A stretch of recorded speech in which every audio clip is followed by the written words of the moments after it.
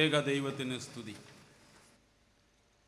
വചനത്തെ വിളമ്പി നൽകുന്ന വിരുന്നുശാലയായ ഈ മാരാമൻ കൺവെൻഷൻ എന്ന ഈ വചന കൂടാരത്തിൽ ജീവിതത്തിൽ ആദ്യമായി ശുശ്രൂഷകനാകുവാൻ അവസരം തന്ന ദൈവത്തിന് സ്തോത്രം.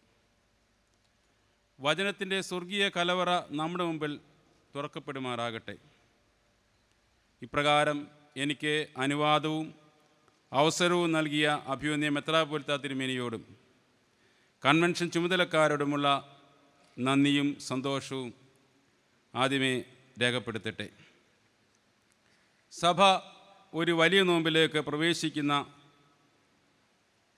ഈ പ്രധാനപ്പെട്ട ദിവസത്തിൽ പ്രഭാതത്തിൽ വചനത്തോടുകൂടി ഇതിലേക്ക് പ്രവേശിക്കുവാൻ ദൈവം നമ്മളെ എല്ലാവരെയും സഹായിക്കട്ടെ. ഈറ്റുനോവിൻ്റെ അനുഭവത്തിൽ പുതുജനനത്തിനായി ഒരുക്കപ്പെടുന്നതിനായുള്ള നോവിനോടുള്ള അൻപാണ് നൊയമ്പ്. രൂപാന്തരമാണ് നമ്മുടെ ലക്ഷ്യം. ക്രിസ്തുവിനെ അടുത്തറിയുക എന്നതാണ് നമ്മുടെ ലാക്ക്. അവനോടുകൂടെ ചരിക്കുക എന്നതാണ് നമ്മുടെ പാത.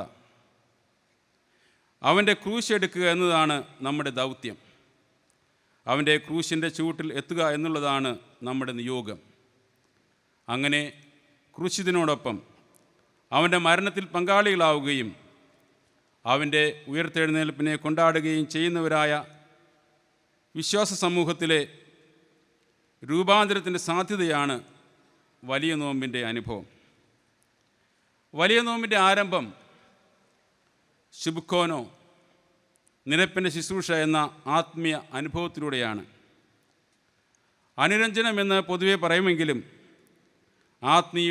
ആത്മീയതയുടെ പല മർമ്മങ്ങളും ഉൾച്ചേർന്നിരിക്കുന്ന അനുഭവമാണ് ശുഭ്കോനം. വചനത്തോട് ചേർന്ന് ഈ ആത്മീയ സത്യങ്ങളെ ഗ്രഹിപ്പാനായി നമുക്ക് ശ്രമിക്കാം. അതിനായി ഇന്ന് സഭ ഏവെങ്കേലിയോനായിട്ട് നിശ്ചയിച്ചിരിക്കുന്ന വിശുദ്ധ മത്തായി എഴുതിയ സുവിശേഷം 5-ാം അധ്യായം 21 മുതൽ 26 വരെയുള്ള വാക്യങ്ങൾ വായിക്കട്ടെ. വിശുദ്ധ മത്തായി 5:21 മുതൽ 26 വരെ. കൊല ചെയ്യരുത് എന്നും ആരെങ്കിലും കൊല ചെയ്താൽ ന്യായവിധിക്ക് യോഗ്യനാകുമെന്നും പൂർവന്മാരോട് അരുളിച്ചെയ്തത് നിങ്ങൾ കേട്ടിട്ടുണ്ടല്ലോ. ഞാനോ നിങ്ങളോട് പറയുന്നത്, സഹോദരനോട് കോപിക്കുന്നവനെല്ലാം ന്യായവിധിക്ക് യോഗ്യനാകും. സഹോദരനോട് നിസ്സാര എന്ന് പറഞ്ഞാലോ ന്യായാധിപ സഭയുടെ മുമ്പിൽ നിൽക്കേണ്ടി വരും. മൂഢ എന്ന് പറഞ്ഞാലോ അഗ്നിനരകത്തിന് യോഗ്യനാകും. ആകയാൽ നിന്റെ വഴിപാട് യാഗപീഠത്തിങ്കൽ കൊണ്ടുവരുമ്പോൾ സഹോദരന് നിന്റെ നേരെ വല്ലതുമുണ്ടെന്ന് അവിടെ വെച്ച് ഓർമ്മ വന്നാൽ നിന്റെ വഴിപാട് അവിടെ യാഗപീഠത്തിന് മുമ്പിൽ വെച്ചേച്ച് ഒന്നാമത് ചെന്ന് സഹോദരനോട് നിരന്നുകൊള്ളുക. പിന്നെ വന്ന് നിന്റെ വഴിപാട് കഴിക്കാം. നിന്റെ പ്രതിയോഗിയോടുകൂടെ വഴിയിലുള്ളപ്പോൾ തന്നെ വേഗത്തിൽ അവനോട് ഇണങ്ങിക്കൊള്ളുക. അല്ലാഞ്ഞാൽ പ്രതിയോഗി നിന്നെ ന്യായാധിപനും ന്യായാധിപൻ നിന്നെ ചേവകനും ഏൽപ്പിച്ച് നീ തടവിൽ ആയിപ്പോകും. ഒടുവിലത്തെ കാശ് പോലും കൊടുത്തു തീരുവോളം നീ അവിടെ നിന്ന് പുറത്തു വരികയില്ല എന്ന് ഞാൻ സത്യമായിട്ട് നിന്നോട് പറയുന്നു. നിത്യജീവമൊഴികൾ നിന്നിലുണ്ടു പരനെ, നിന്നെ വിട്ടിട്ടാടിയങ്ങൾ എങ്ങു പോയി വാസിക്കും. നിന്നെ വിട്ടിട്ടാടിയങ്ങൾ എന്നു പോയി വാസിക്കും. നീയല്ലോ ഞങ്ങൾക്കുള്ള ദിവ്യ സമ്പത്തേശുവേ. പ്രാർത്ഥിക്കാം. ഞങ്ങളുടെ ദൈവമേ, സ്വർഗീയ പിതാവേ, അങ്ങ് നൽകുന്ന വചനദാനത്തിനായി ഞങ്ങൾ അങ്ങയെ സ്തുതിക്കുന്നു, വാഴ്ത്തുന്നു. കർത്താവേ, ഈ നോമ്പിൻ്റെ ആദ്യ നാളുകളിൽ അങ്ങ് ആഗ്രഹിക്കുന്ന പോലെ ഞങ്ങളെ തന്നെ തിരുസന്നിധി സമർപ്പിപ്പാനും അങ്ങയോടും മറ്റുള്ളവരോടും നേർന്ന് ദൈവസാന്നിധ്യം അനുഭവിപ്പാനും ഞങ്ങളെ ഇടയാക്കണമേ. അങ്ങയുടെ ഹിതമനുസരിച്ച് ജീവിപ്പാൻ ഞങ്ങളെ സഹായിക്കണമേ. നിന്നിൽ ആശ്രയിപ്പാൻ ഇടയാക്കണമേ. യേശു മിശിഹാ മൂലം ഞങ്ങളുടെ പ്രാർത്ഥന കേൾക്കണമേ. ആമേൻ. സഹോദരനോട് നിരക്കുകയും പ്രതിയോഗിയോട് ഇണങ്ങുകയും ചെയ്യുന്ന സമസ്യയാണ് നോമ്പിൻ്റെ പ്രാരംഭം. സഹോദരനോട് നിരക്കുകയും പ്രതിയോഗിയോട് ഇണങ്ങുകയും ചെയ്യുന്ന സമസ്യയിലാണ് നോമ്പ് ആരംഭിക്കേണ്ടത്. വേദപുസ്തകത്തിൻ്റെ ആരംഭത്തിൽ തന്നെ ആരാധനയുടെ അനുഭവത്തെ അടയാളപ്പെടുത്തുന്ന കയീൻ്റെയും ഹാബേലിൻ്റെയും അർപ്പണത്തിൽ ഉയർന്നു വരുന്ന ചോദ്യവും നിൻ്റെ സഹോദരൻ എവിടെയെന്നാണ്. സഹോദരനെ വിലമതിക്കാതെ ഒരു ആരാധന അനുഭവവും സാധ്യമല്ല. പ്രതിയോഗിയെ അവഗണിച്ച് ഒരു അർപ്പണ ജീവിതവും സാധ്യമല്ല എന്ന് ദൈവവചനം നമ്മെ ഓർമ്മിപ്പിക്കുന്നു. ഈ രണ്ട് അനുഭവങ്ങളുടെയും ഉൾച്ചേരലാണ് ഈ നോമ്പിലൂടെ നമുക്ക് സാധ്യമായി തീരേണ്ടത്. വേദപുസ്തക അടിസ്ഥാനത്തിൽ അനുരഞ്ജനം സാധ്യമായി തീരുന്നത് 4 പ്രധാനപ്പെട്ട അവസ്ഥകളിലാണ്. വേദപുസ്തകം നമ്മുടെ മുമ്പിൽ വരച്ചു കാട്ടുന്ന 4 വ്യത്യസ്ത പശ്ചാത്തലത്തിൽ ഈ വിഷയത്തെ നോക്കിക്കാണുവാൻ ഞാൻ താല്പര്യപ്പെടുന്നു. ഒന്നാമതായി ഏശാവും യാക്കോബും. ഇവർ തമ്മിലുള്ള കൂടിച്ചേരൽ ഉൽപ്പത്തി പുസ്തകം വളരെ ഭംഗിയായി നമ്മുടെ മുമ്പിൽ അവതരിപ്പിക്കുന്നുണ്ട്. ഒരു പിതാവിൻ്റെ മക്കളായി സഹോദരന്മാരായി തീർന്നവർ പ്രതിയോഗികളായി മാറുന്ന അനുഭവങ്ങൾ അന്നത്തെയും ഇന്നത്തെയും പ്രതിഭാസമാണ്. അടുത്തവർ തമ്മിലുള്ള അകലമാണ് ലോകത്തിലെ ഏറ്റവും വലിയ ദൂരമെന്ന് ഒരു ചിന്തകൻ പറഞ്ഞിരിക്കുന്നത് എത്രയോ സത്യമാണ്. എന്നാൽ അടുത്തു വരുവാനുള്ള സാധ്യത പൂർണ്ണമായും നഷ്ടപ്പെട്ടിട്ടില്ല എന്നുള്ള ആഹ്വാനമാണ് നോമ്പ് നമ്മുടെ മുമ്പിൽ വെക്കുന്നത്. യാക്കോബ് തൻ്റെ അമ്മായപ്പനായ ലാബാനോട് വിട പറഞ്ഞ് മടങ്ങി വരുമ്പോൾ അവനെ എതിരേൽക്കുന്നത് ദൈവദൂതന്മാരാണ്. അവരെ യാക്കോബ് ദൈവത്തിൻ്റെ സേന എന്നാണ് വിശേഷിപ്പിക്കുന്നത്. ആ സ്ഥലത്തിനെ അങ്ങനെ മഹനീയം എന്ന് പേരിട്ടു എന്ന് ദൈവവചനം നമ്മോട് സാക്ഷിക്കുന്നു. അതിനെ തുടർന്നാണ് തൻ്റെ സഹോദരനാകുന്ന ഏശാവിനെ കാണുവാനുള്ള അവൻ്റെ ആഗ്രഹം ഉത്തേജിക്കപ്പെടുന്നത്. ഉൽപ്പത്തി പുസ്തകം 32-ാം അധ്യായം 3-ാം വാക്യത്തിൽ അവൻ ഏദോം നാടായ സയീർ ദേശത്ത് വെച്ച് തൻ്റെ സഹോദരനായ ഏശാവിൻ്റെ അടുക്കൽ തൻ്റെ ദൂതന്മാരെ അയക്കുന്നതായി നാം കാണുന്നു. പ്രിയമുള്ളവരെ, ദൈവിക സംഘവുമായി ഉള്ള ഇടപെടൽ, സംസർഗം പല നന്മയിലേക്കും നമ്മെ പ്രചോദിപ്പിക്കും. യെശയ്യാപ്രവചനം 6-ാം അധ്യായം 1 മുതൽ 6 വരെയുള്ള വാക്യങ്ങൾ പ്രവാചകൻ കാണുന്ന ദർശനത്തിൽ സെറാഫുകൾ അവൻ്റെ ചുറ്റും നിന്ന് ദൈവത്തിൻ്റെ പരിശുദ്ധിയെ ആർക്കുമ്പോൾ തൻ്റെ അശുദ്ധിയെക്കുറിച്ചും തൻ്റെ ദേശത്തിൻ്റെയും അതിലെ നിവാസികളുടെയും കുറവുകളെക്കുറിച്ചും യെശയ്യാവ് അനുദപിക്കുന്നതായി നാം കാണുന്നുണ്ട്. സഭ അല്ലെങ്കിൽ ആരാധനാ സമൂഹം ദൈവദൂതന്മാരുടെ സംഘം എന്നത്രേ പൗരസ്ത്യ സഭാവീക്ഷണം. യാക്കോബിൻ്റെ ഭാഷയിൽ അത് ദൈവത്തിൻ്റെ സേന എന്നാണ്. പൗലോസ് അപ്പോസ്തലൻ വിശ്വാസ സമൂഹത്തെ വിശുദ്ധന്മാരുടെ ഗണം എന്നാണ് വിശേഷിപ്പിക്കുന്നത്. അങ്ങനെയെങ്കിൽ വിശുദ്ധന്മാരുടെ സംസർഗം നഷ്ടപ്പെട്ടു പോയ ബന്ധങ്ങളെ നേടുന്നതിനും അകന്നുപോയവരെ അടുപ്പിക്കുന്നതിനും കാണാതെ പോയവരെ തിരയുന്നതിനും പ്രചോദിപ്പിക്കുന്നതായിരിക്കണം. ക്രിസ്തു സ്നേഹത്തിൻ്റെ ഉത്തംഗഭാവം ആകേണ്ട സഭകൾ തന്നെ വിശ്വാസത്തിൻ്റെ പേരിൽ തർക്കങ്ങളും തമ്മിലുള്ള ശണ്ടകളും വർദ്ധിപ്പിച്ചു വരുന്ന ഈ കാലത്ത് എങ്ങനെ അനുരഞ്ജനത്തിനുള്ള ഉൾപ്രേരണ നമുക്ക് നൽകുവാൻ സാധിക്കും? യാക്കോബ് ദൈവദൂതന്മാരോടുള്ള സംസർഗം അനുരഞ്ജനത്തിൻ്റെ ഉൾപ്രേരണ നൽകിയതുപോലെ സഭ അനുരഞ്ജനത്തിൻ്റെ ഉൾപ്രേരകങ്ങളായിരിക്കാൻ വിളിക്കപ്പെട്ടിരുന്നു. തുടർന്ന് നാം വായിക്കുമ്പോൾ യാക്കോബ് യാബോക്ക് കടവിൽ ദൈവപുരുഷനോട് മൽപ്പിടുത്തം നടത്തുകയും അവൻ അനുഗ്രഹീതനായി തീരുകയും ചെയ്യുന്നു. അനുഗ്രഹം എന്ന പദത്തിൽ സംസ്കൃതത്തിൽ ഇങ്ങനെയാണ് നിർവചിച്ചിരിക്കുന്നത്: ഗ്രഹണം യത് സംഭവതി തത് അനുഗ്രഹ. ഗ്രഹണം എന്ന പദത്തിൻ്റെ അർത്ഥം പിടിക്കുക, വിഴുങ്ങുക, ഗ്രസിക്കുക, മനസ്സിലാക്കുക എന്നിവയാണ്. അനുഗ്രഹം എന്ന മൂലപദത്തിൻ്റെ അർത്ഥം പിടിച്ചവൻ്റെ കൂടെയോ പിറകെയോ ഉള്ള യാത്രയാണ്. ദൈവത്താൽ പിടിക്കപ്പെട്ട യാക്കോബ് ഇസ്രായേലായി അനുഗ്രഹീതനായി യാത്ര ചെയ്യുന്നത് അവൻ്റെ സഹോദരനിലേക്കാണ്. അനുഗ്രഹത്തിൻ്റെ പേരിൽ അകന്നുപോയ രണ്ട് സഹോദരങ്ങൾ അനുഗ്രഹീതരായി തമ്മിൽ അടുത്തു വരുന്ന നിമിഷമാണ് ഈ ഭൂമിയിലെ സുന്ദര നിമിഷങ്ങളിലൊന്ന്. ഉൽപ്പത്തി പുസ്തകം 33-ാം അധ്യായത്തിൻ്റെ ആരംഭം ഇങ്ങനെയാണ് വായിക്കുന്നത്: അനന്തരം യാക്കോബ് തലപൊക്കി നോക്കി, ഏശാവും അവനോടുകൂടെയുള്ള 400 ആടുകളും വരുന്നത് കണ്ടു. തൻ്റെ മക്കളെ ലേയായുടെ അടുക്കലും റാഹേലിൻ്റെ അടുക്കലും 2 ദാസിമാരുടെ അടുക്കലും വിഭാഗിച്ച് നിർത്തി. അവൻ ദാസിമാരെയും അവരുടെ മക്കളെയും മുമ്പാകെയും ലേയായെയും അവളുടെ മക്കളെ പിന്നാലെയും റാഹേലിനെയും യോസഫിനെയും ഒടുക്കവും നിർത്തി. അവൻ അവർക്ക് മുൻപായി കടന്ന് 7 പ്രാവശ്യം സാഷ്ടാംഗം നമസ്കരിച്ചുകൊണ്ട് തൻ്റെ സഹോദരനോട് അടുത്ത് ചെന്നു. ഏശാവ് ഓടിച്ചെന്ന് അവനെ എതിരേറ്റ് ആലിംഗനം ചെയ്തു. അവൻ്റെ കഴുത്തിൽ വീണ് അവനെ ചുംബിച്ചു. 2 പേരും കരഞ്ഞു. പിന്നെ അവൻ തലപൊക്കി സ്ത്രീകളെയും കുഞ്ഞുങ്ങളെയും കണ്ടു. നിന്നോട് കൂടെയുള്ള ഇവർ ആരെന്ന് ചോദിച്ചതിന്, ദൈവം അടിയന് നൽകിയിരിക്കുന്ന മക്കൾ എന്ന് അവൻ പറഞ്ഞു. അപ്പോൾ ദാസിമാരും മക്കളും അടുത്തു വന്ന് നമസ്കരിച്ചു. ലേയായും മക്കളും അടുത്തു വന്ന് നമസ്കരിച്ചു. ഒടുവിൽ ജോസഫും റാഹേലും അടുത്തു വന്ന് നമസ്കരിച്ചു. ഞാൻ വഴിക്ക് കണ്ട ആ കൂട്ടമൊക്കെയും എന്തിന് എന്ന് അവൻ ചോദിച്ചതിന്, യജമാനനെ എന്നോട് കൃപ തോന്നേണ്ടതിനാകുന്നു എന്ന് അവൻ പറഞ്ഞു. അതിന് ഏശാവ്, സഹോദരാ, എനിക്ക് വേണ്ടുന്നത് ഉണ്ട്, നിനക്കുള്ളത് നിനക്കിരിക്കട്ടെ എന്ന് പറഞ്ഞു.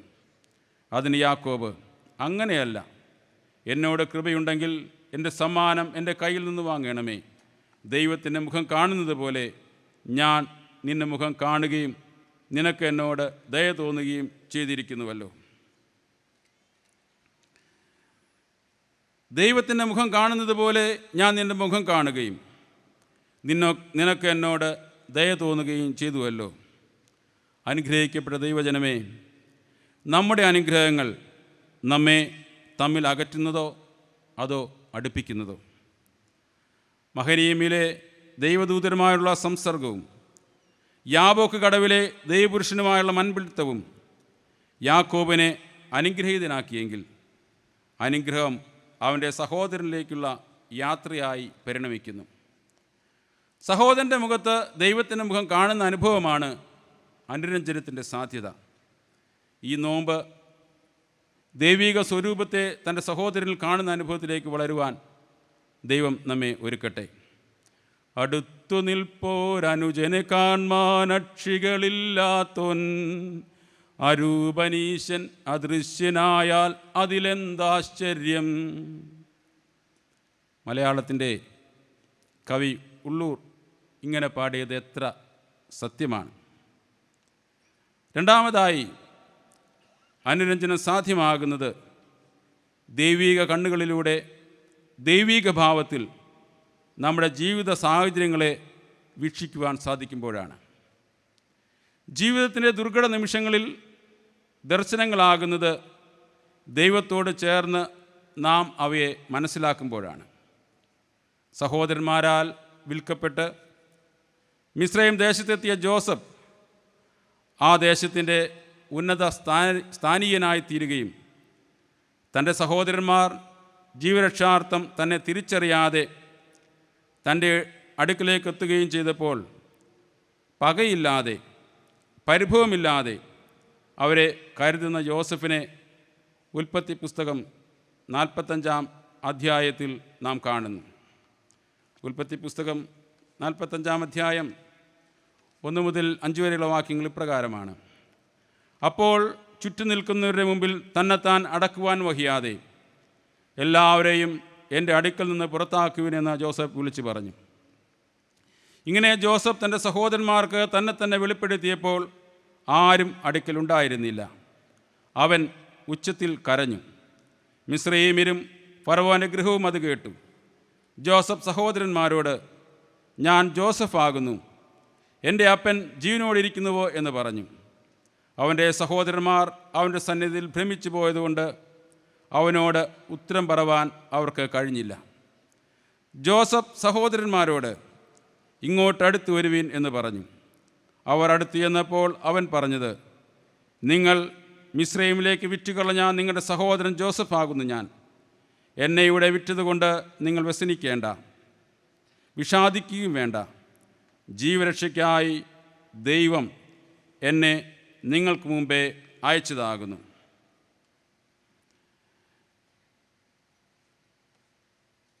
ജീവരക്ഷയ്ക്ക് ആയി ദൈവം നിങ്ങൾക്ക് മുമ്പേ എന്നെ ഇവിടെ അയച്ചതാകുന്നു.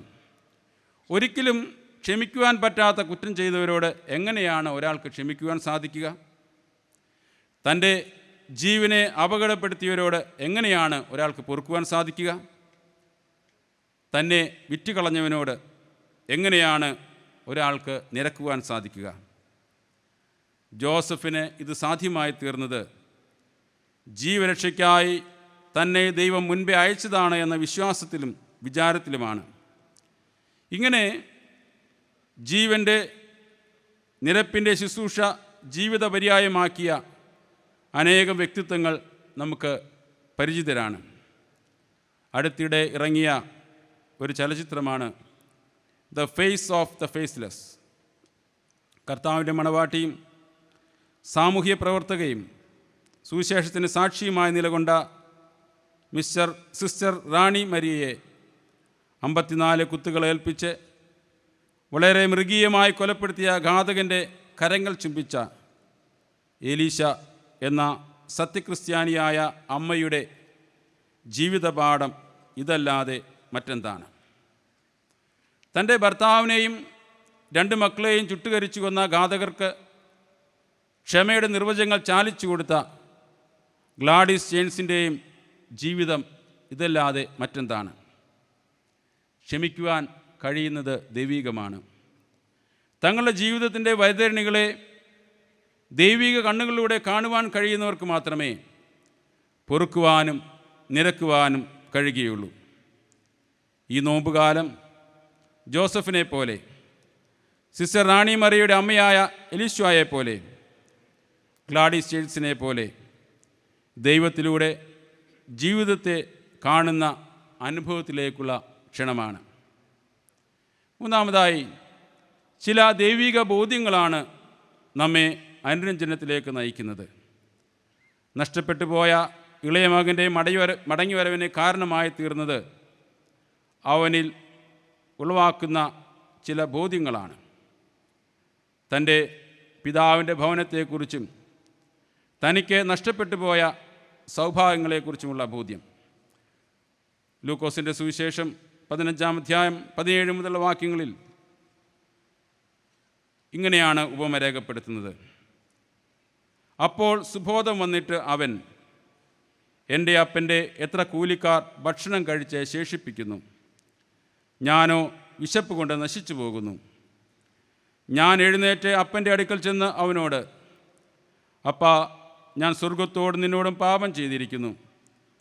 ഇനി നിൻ്റെ മകൻ എന്ന പേരിന് ഞാൻ യോഗ്യനല്ല. നിൻ്റെ കൂലിക്കാരിൽ ഒരുത്തിനെ പോലെ എന്നെ ആക്കണമേ എന്ന് പറയും എന്ന് പറഞ്ഞു. അങ്ങനെ അവൻ എഴുന്നേറ്റ് അപ്പൻ്റെ അടുക്കൽ പോയി.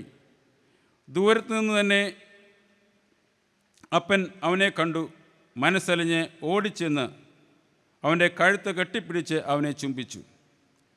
മകൻ അവനോട്, അപ്പാ, ഞാൻ സ്വർഗത്തോട് നിന്നോടും പാപം ചെയ്തിരിക്കുന്നു. ഇനി നിൻ്റെ മകനെന്ന് വിളിക്കപ്പെടുവാൻ ഞാൻ യോഗ്യനല്ല എന്ന് പറഞ്ഞു.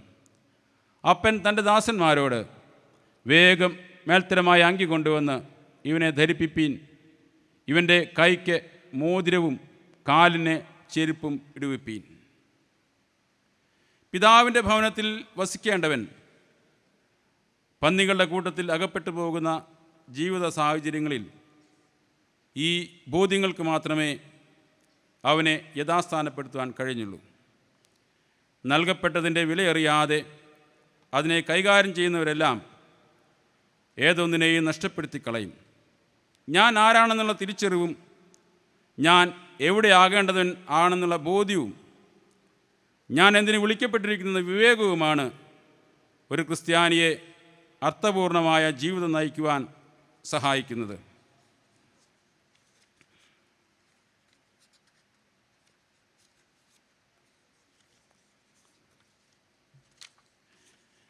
എലിസബത്ത് ബ്രൗണിംഗ് എന്ന ഒരു ചെറുപ്പക്കാരി തൻ്റെ മാതാപിതാക്കളുടെ അറിവോ സമ്മതമോ കൂടാതെ റോബർട്ട് എന്നൊരു യുവാവുമായി വിവാഹിതയാവുകയും തൽഫലമായി ഭവനത്തിൽ നിന്ന് പിതാവിനാൽ പുറത്താക്കപ്പെടുകയും ചെയ്തു. അവൾക്ക് കുറ്റബോധമുണ്ടാവുക മൂലം തൻ്റെ മാതാപിതാക്കൾക്ക് തന്മൂലമുണ്ടായ വേദനയിൽ മനം നൊന്ത് എല്ലാ ആഴ്ചകളിലും തൻ്റെ ക്ഷമാപണവും അവരോടുള്ള സ്നേഹവും വെളിപ്പെടുത്തി ഭവനത്തിലേക്ക് മടങ്ങി വരുവാനുള്ള തൻ്റെ താല്പര്യം അറിയിച്ചുകൊണ്ട് കത്തുകൾ എഴുതിക്കൊണ്ടിരുന്നു. എന്നാൽ തൻ്റെ ഒരു കത്തിനും പിതാവിൽ നിന്ന് മറുപടി ലഭിക്കാത്തതിനാൽ അവളുടെ ഹൃദയം വേദനിക്കുന്നുണ്ടായിരുന്നു. ദീർഘവർഷങ്ങൾക്ക് ശേഷം അവൾക്ക് തൻ്റെ പിതാവിൽ നിന്നൊരു കൊറിയർ ലഭിച്ചു. സന്തോഷത്തിൻ്റെ നെറുകയിൽ എത്തിയ അവൾ ആ കൊറിയർ തുറന്നു നോക്കിയപ്പോൾ താൻ അയച്ച ഒരു കത്ത് പോലും തുറന്നു നോക്കാതെ അതേപടി മടക്കി അയച്ചിരിക്കുന്നതായി അവൾ കണ്ടു. അവൾ ബോധരഹിതയായി നിലം പതിച്ചു മരണപ്പെട്ടു. അവളുടെ മരണശേഷം അവളുടെ ഭർത്താവ് റോബർട്ട് ആ കത്തുകൾ ഒരു പുസ്തകമായി പ്രസിദ്ധീകരിക്കുകയും ചെയ്തു. അത് വായിച്ച വായനക്കാരിൽ ഒരാൾ അതിനെക്കുറിച്ച് എഴുതിയിരിക്കുന്ന കമൻ്റ് ഇപ്രകാരമാണ്: it is a love letter for the whole world to have a reconciliation. അദ്ദേഹം പറയുന്നു, ഈ കത്തിലെ ഒരു വരിയെങ്കിലും ആ പിതാവ് വായിച്ചിരുന്നുവെങ്കിൽ അദ്ദേഹത്തിൻ്റെ ഹൃദയം അലിയുമായിരുന്നു. ദൈവജനമേ, മാപ്പ് നൽകുവാൻ കഴിയുന്നിടത്ത് മാത്രമേ അനുരഞ്ജനം സാധ്യമാകൂ. ദുശ്ശാഠ്യത്താൽ നശിച്ചുപോയ എത്രയോ ബന്ധങ്ങൾ നമുക്കുണ്ട്. ഈ നോമ്പുകാലത്തിൽ നാം ഒരു തീരുമാനമെടുത്താൽ നല്ലതായിരുന്നു. എൻ്റെ ശാഠ്യത്താലോ എൻ്റെ ദുരഭിമാനത്താലോ ദൈവം എനിക്ക് നൽകിയിട്ടുള്ള ബന്ധങ്ങളുടെ പ്രതീക്ഷ ഒരു കാലത്തും ജീവിതത്തിൻ്റെ നരകമാക്കുകയില്ല എന്ന്. ഇവിടെയാണ് സ്വർഗത്തിലുള്ള അപ്പൻ്റെ മനസ്സ് നാം തിരിച്ചറിയേണ്ടത്. വിശ്വപ്രസിദ്ധ റഷ്യൻ സാഹിത്യകാരനായ ദസ്തേവിസ്കി തൻ്റെ മരണക്കിടക്കയിൽ തൻ്റെ കുടുംബാംഗങ്ങളോട് പങ്കുവെച്ച ഒരു അനുഭവം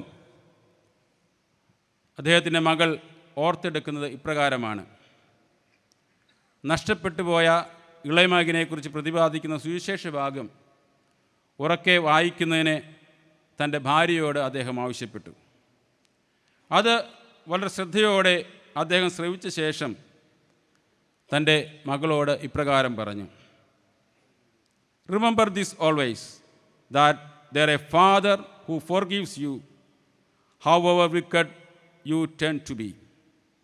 A Father that is many times better than I am. Keep that always in mind. And he peacefully passed away. ജീവിതത്തിൻ്റെ ഊടുവഴികളിൽ നീ ഏതെല്ലാം വിധത്തിൽ തെറ്റിപ്പോയാലും കുടുങ്ങിപ്പോയാലും നിന്റെ മടങ്ങിവരവനായി കാത്തിരിക്കുന്ന ഒരു പിതാവ് നിനക്കുണ്ട് എന്ന് നീ എപ്പോഴും ഓർത്തിരിക്കണം. ആ പിതാവ് എന്നേക്കാൾ എത്രയോ മടങ്ങ് നല്ലവനാണെന്നും നീ അറിഞ്ഞിരിക്കണം. പ്രിയമുള്ളവരെ, ഇങ്ങനെ നമ്മളെ കാത്തിരിക്കുന്ന പിതാവാണ് ഒരു മടങ്ങിവരവിന് നമുക്കുള്ള സാധ്യതയായി മുന്നിൽ നിൽക്കുന്നത്. ആയിരിക്കുന്ന അവസ്ഥയിൽ നിന്ന് ആകേണ്ടുന്ന അവസ്ഥയിലേക്കുള്ള മടങ്ങിപ്പോകലാണ് ഓരോ ആരാധനയും. പൗരസ്ത്യ ആരാധനാ സംവിധാനത്തിൽ ഓരോ ആരാധനയും ആരംഭിക്കുന്നതും അവസാനിക്കുന്നതും കൗമ പ്രാർത്ഥനയിലാണ്. കൗമ എന്ന പദം അർത്ഥമാക്കുന്നത് എഴുന്നേൽക്കുക എന്നാണ്. ഉറക്കത്തിൽ നിന്നുള്ള ഉണർവും മരണത്തിൽ നിന്നുള്ള ഉയർപ്പും ആയിരിക്കുന്ന അവസ്ഥയിൽ നിന്ന് ആകേണ്ടുന്ന അവസ്ഥയിലേക്കുള്ള എഴുന്നേൽപ്പുമൊക്കെയാണ് ഇത് ദ്യോതിപ്പിക്കുന്നത്. ഓരോ ആരാധനയും ഈ ബോധ്യത്തിലേക്ക് നമ്മെ നയിക്കുന്നതും നയിക്കപ്പെടേണ്ടതും ആയിത്തീരേണ്ടതാണ്. നാം ആരാണ്, നാം ആരുടേതാണ്, ഈ ബോധ്യം നമുക്കുണ്ടോ? നൽകപ്പെട്ടിരിക്കുന്ന ദാനങ്ങളായ പണം, കഴിവ്, താലന്തുകൾ, അവസരങ്ങൾ, സമയം, ബന്ധങ്ങൾ ഇവയുടെ വില അറിഞ്ഞ് നാം പ്രവർത്തിക്കാറുണ്ടോ? ഈ ബോധ്യങ്ങളാണ് ഒരു മടങ്ങിപ്പോക്കിനായി നമ്മെ പ്രേരിപ്പിക്കുന്നത്. നാലാമതായി, അനുരഞ്ജനത്തിൻ്റെ മറ്റൊരു ഉദാത്ത മാതൃക ക്രിസ്തുവിലാണ് നാം കാണുന്നത്. തന്നെ 3 പ്രാവശ്യം തള്ളിപ്പറഞ്ഞ ശിമയോനോട് അവൻ്റെ കുറ്റങ്ങൾ ക്ഷമിച്ച് 3 പ്രാവശ്യം അവൻ്റെ സ്നേഹത്തെ ആരാഞ്ഞ് 3 പ്രാവശ്യം അവൻ്റെ സ്നേഹത്തെ ഊട്ടിയുറപ്പിക്കുന്ന ക്രിസ്തുവിനെ വിശുദ്ധ യോഹന്നാൻ്റെ സുവിശേഷം 21-ാം അധ്യായത്തിൽ നാം കാണുന്നു. തള്ളിപ്പറയുന്നവനെ തള്ളിക്കളയുന്നവനായിട്ടല്ല, ഉൾക്കൊള്ളുന്നവനായും തേടിപ്പോകുന്നവനായും ക്രിസ്തുവിനെ സുവിശേഷ ഭാഗം വെളിവാക്കുന്നുണ്ട്. പിന്തിരിഞ്ഞു പോയവനെ പിന്തിരിപ്പിക്കാൻ വേണ്ടി പ്രാതലൊരുക്കി കാത്തിരിക്കുന്ന കർത്താവ് ഏത് വിശ്വാസിയുടെയും മുമ്പിലെ വലിയ സാധ്യതയാണ്. സത്യ അനുതാപം സാധ്യമാകുന്നത് സ്നേഹത്തിൻ്റെ ഈ ദർശനത്തിലൂടെയാണ്. അത്താഴമേശയിൽ സ്വയെ നുറുക്കി നൽകിയവൻ പ്രാതലൊരുക്കി സ്വയം വെളിപ്പെടുത്തുന്ന അനുരഞ്ജനത്തിൻ്റെ മാതൃകയാണ് വിശുദ്ധ യോഹന്നാൻ്റെ സുവിശേഷം 21-ാം അധ്യായം നമുക്ക് കാണിച്ചു തരുന്നത്. സ്നേഹത്തെ തള്ളിയവൻ നിത്യസ്നേഹത്താൽ ഊട്ടിയുറപ്പിക്കപ്പെടുന്നു. 3 പ്രാവശ്യം തള്ളിപ്പറഞ്ഞവനെ 3 പ്രാവശ്യം ഏറ്റുപറയുന്നവനാക്കി തീർക്കുന്നു. മനുഷ്യരെ പിടിക്കുവാൻ മുടി ചൂടപ്പെട്ടവൻ മനുഷ്യപുത്രനാൽ തിരികെ ചേർക്കപ്പെടുന്നു. കുമ്പസാരം നമ്മുടെ സഭയിലെ കൂദാശയാണ്. വീണുപോകാത്ത മനുഷ്യരില്ല, കുറവുകളില്ലാത്ത ജീവിതങ്ങളുമില്ല. നമ്മളൊക്കെ എത്രയോ സാധാരണക്കാരായ മനുഷ്യർ. 20-ാം നൂറ്റാണ്ടിൻ്റെ മധ്യഭാഗത്ത് വെനീസിൽ ആൽക്കഹോളിക് ആണ് എന്ന കാരണം കൊണ്ട് സഭയിൽ നിന്ന് പുറത്താക്കപ്പെട്ട ഒരു വൈദികനെക്കുറിച്ച് വായിച്ചു കേട്ടിട്ടുണ്ട്.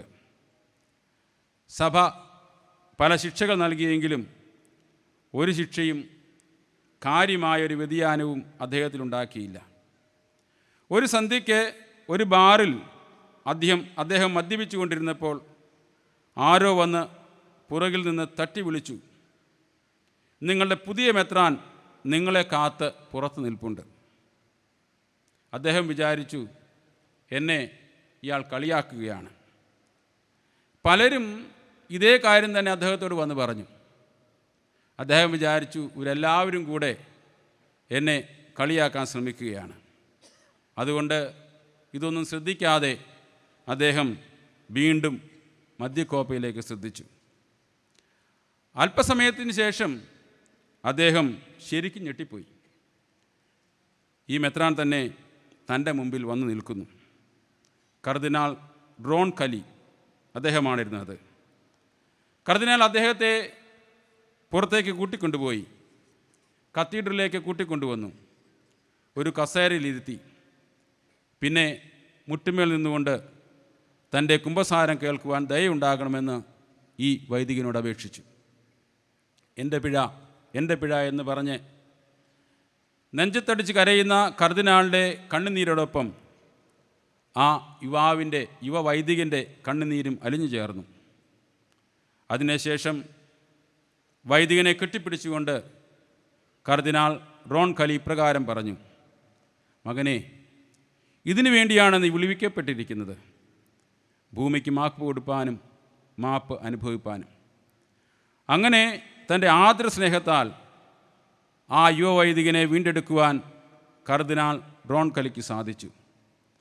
കർദിനാൾ റോൺ കലി ആയിരുന്നു പിന്നീട് ജോൺ 23-ാമൻ മാർപ്പാപ്പയാകുന്നതും പിന്നീട് 2014 ഫ്രാൻസിസ് മാർപ്പാപ്പ അദ്ദേഹത്തെ വിശുദ്ധനായി പ്രഖ്യാപിക്കുകയും ചെയ്യുന്നത്.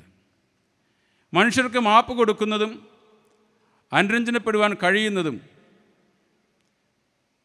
സവിശേഷമായ കൗദാശിക അനുഭവമാണ്. ഒരു മനുഷ്യനെ യഥാസ്ഥാനപ്പെടുത്തുന്നതിലും നിയോഗത്തിൽ നിലനിർത്തുന്നതിനും ഈ ക്രിസ്തുഭാവം അനിവാര്യമാണ്. നമ്മുടെ ഓരോ വിശുദ്ധ കുർബാനയും നമ്മുടെ മുമ്പിൽ ഒരു ശുഭുക്കോനോ അല്ലെങ്കിൽ നിരപ്പിൻ്റെ അവസരങ്ങൾ ഒരുക്കി നൽകുന്നുണ്ട്. ആഴ്ചയിലൊഴികെ ബാക്കി എല്ലാ സമയങ്ങളിലും കൈസ്തൂരിയുമായി സമാധാനത്തിൻ്റെ ചുംബനം തമ്മിൽ നൽകി നിരപ്പ് പ്രാപിച്ച ശേഷമാണ് നാം വിശുദ്ധ കുർബാനയുടെ അനുഭവത്തിലേക്ക് പ്രവേശിപ്പിക്കപ്പെടുന്നത്. തന്നെ ഉപദ്രവിക്കുന്നവർക്ക് വേണ്ടി പിതാവേ, ഇവർ ചെയ്യുന്നത് ഇന്നതെന്നറിയാകിയാൽ ഇവരോട് ക്ഷമിക്കണമേ എന്ന ക്രൂശിതൻ്റെ ഭാവത്തിൽ ആരോടും പകയില്ലാതെ എല്ലാവരോടും ക്ഷമിക്കുന്ന അനുരഞ്ജനത്തിൻ്റെ ആത്മാവിലാണ് വിശുദ്ധ കുർബാന അർത്ഥപൂർണമായി തീരുന്നത്. കർത്താവിൻ്റെ ശിഷ്യന്മാർ ഇത് പാലിക്കുന്നതിന് സാധിച്ചു. സ്തെഫാനോസ് തന്നെ കല്ലെറിയുന്നവരെ നോക്കിക്കൊണ്ട് പറഞ്ഞു, പിതാവേ, ഇവർക്ക് ഈ പാപം നിർത്തരുതേ. പൗരസ്ത്യ സഭാ പാരമ്പര്യത്തിൽ വലിയ നോമ്പ് ആരംഭിക്കുന്ന പ്രാരംഭ ദിവസം ശുഭ്കോന ശുശ്രൂഷയിൽ വൈദിക ജനത്തോട് ഇപ്രകാരം പറയുന്നുണ്ട്: എൻ്റെ സഹോദരങ്ങളും വാത്സല്യ ജനങ്ങളുമേ, നിങ്ങളോട് ഞാൻ ചെയ്തിട്ടുള്ള കുറ്റങ്ങൾ മശിഹാ നിമിത്തം എന്നോട് ക്ഷമിപ്പിൻ. റുഹായ്ക്കടുത്ത ഐക്യത്തോടും പുതുസംബന്ധമായ സ്നേഹത്തോടും ഉണർവുള്ള ഒരു ഇടയനെ പോലെ നിങ്ങളെല്ലാവരെയും ഞാൻ ഗുണദോഷിച്ചു. നിങ്ങളുടെ മുൻപാകെ എൻ്റെ തലയെ വണക്കുന്നു. സത്യസ്നേഹത്തോടെ ഞാൻ അപേക്ഷിക്കുന്നു, എൻ്റെ സഹോദരങ്ങളും വാത്സല്യരുമേ, നിങ്ങൾ വരുവിൻ. ദൈവത്തോട് നമുക്ക് നിരപ്പാകുവാനായി നാം തമ്മിൽ നിരപ്പാവുക. ഇതിൻ്റെ പ്രതിവാക്യമായി ജനങ്ങൾ വൈദികനോട് പറഞ്ഞ ഇപ്രകാരമാണ്: മശിഹായിൽ ഞങ്ങളുടെ വന്യപിതാവേ, ദൈവത്തിൻ്റെ അഭിഷിക്തനായ അങ്ങയെ നിങ്ങൾ ഏതെങ്കിലും വിധത്തിൽ ദുഃഖിപ്പിക്കുകയോ വേദനിപ്പിക്കുകയോ ചെയ്തിട്ടുണ്ടെങ്കിൽ ദൈവനാമത്തിൽ ഞങ്ങളോട് ക്ഷമിക്കണമെന്ന് അപേക്ഷിച്ച് ഞങ്ങളുടെ തലകളെ വണക്കുന്നു. ഞങ്ങൾക്ക് വേണ്ടിയുള്ള പ്രാർത്ഥനയെ മുടക്കരുതേ. ഇപ്രകാരം അനുരഞ്ജനപ്പെട്ട് നിരപ്പാകുന്ന വിശുദ്ധ ഗണത്തിലാണ് കർത്താവിൻ്റെ രക്ഷാകര സംഭവങ്ങളാകുന്ന 40 ദിവസത്തെ നോമ്പും രക്ഷാകരമായ കഷ്ടപ്പാടും സ്ലീബായിലേക്കുള്ള കരയേറ്റവും ജീവപ്രദമായ മരണവും മാന്യമായ കബറടക്കവും മഹത്വകരമായ ഉയർത്തെഴുന്നേൽപ്പും എല്ലാം അനുഭവവേദ്യമായി തീരുന്നത്. ഈ നോമ്പ് നാളുകൾ ദൈവത്തോടും ദൈവസംഘത്തോടുമുള്ള സംസർഗത്തിലൂടെയും യാക്കോബിനെ പോലെ സഹോദരനിലേക്ക് പ്രയാണം ചെയ്യുന്നതിനും ദൈവിക പദ്ധതിക്ക് വിധേയപ്പെടുത്തി ജോസഫിനെ പോലെ സഹോദരരോട് ക്ഷമിക്കുന്നതിനും ദൈവിക ബോധ്യത്തിൽ സകലവും നഷ്ടപ്പെടുത്തി വന്ന ഇളയ മകനെപ്പോലെയും ദൈവിക സ്നേഹത്തിൻ്റെ നീർച്ചാലുകളെ തുടർന്ന് പത്രോസിനെ വീണ്ടെടുത്ത നമ്മുടെ യേശുമശിഹായെപ്പോലെയും അനുരഞ്ജനത്തിൻ്റെ സൗരഭ്യം നമ്മളിലും നമ്മുടെ ചുറ്റുപാടുകളിലും പരക്കുവാൻ ദൈവം നമുക്ക് തുണയ്ക്കട്ടെ.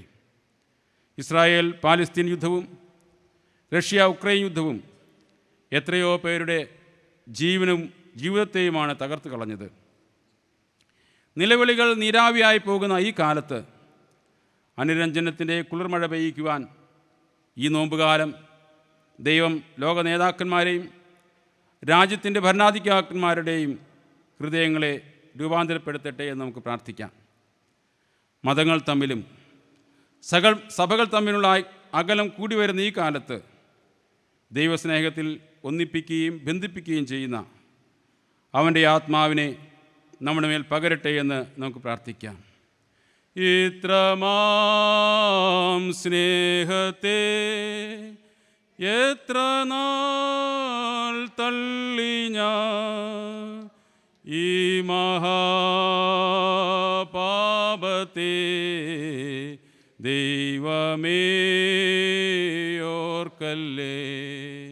ഈ മഹാപാപത്തെ ദൈവമേ ഓർക്കല്ലേ. പാപത്തെ സ്നേഹിപ്പാൻ ഞാനിനി പോകുമോ? ദൈവത്തിൻ പൈതലായി ജീവിക്കും ഞാനിനി. ദൈവത്തിൻ പൈതലായി ജീവിക്കും ഞാനിനി. ക്രൂശിന്മേൽ ക്രൂശിന്മേൽ കാണുന്ന ദാരിദാ പ്രാണനാഥൻ പ്രാണനാഥൻ എൻ പേർക്കായി ചാകുന്നു. പ്രാണനാഥൻ പ്രാണനാഥൻ എൻ പേർക്കായി ചാകുന്നു. ഈ സ്നേഹം അനുഭവിച്ചുകൊണ്ട് നിരപ്പായി ദൈവത്തോടും മനുഷ്യരോടും നിരപ്പുള്ള ജീവിതം പ്രാപിച്ചുകൊണ്ട് ഈ വലിയ നോമ്പിലേക്ക് പ്രവേശിപ്പാനും നമ്മുടെ ജീവിതം തുടരുവാനും ദൈവം നമ്മളെ സഹായിക്കട്ടെ. ആമേൻ.